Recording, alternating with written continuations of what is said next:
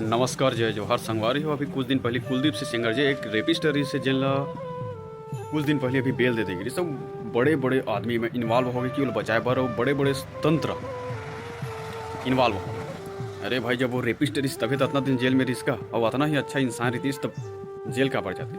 और supreme court है मैं रोक लगा दे 4 हफ्ते और रिटर्न जेल में डाले को रिटर्न जेल में डाल के जूता मारो यार। ऐसा इंसान ला अगर बेल मिल जाए तब फिर तो हम आम इंसान जिन आम युवा के जो विश्वास है लॉ में कानून में ते विश्वासे उड़ जाइए। और सुप्रीम कोर्ट बहुत ज़बरदस्त फैसला सुने इसको रिटर्न डाल जेल अंदर और बेदर्दी के साथ ठोको ऐसा बढ़ चाहे आदमी बड़े रहे चाहे कितना भी पावर में रहे।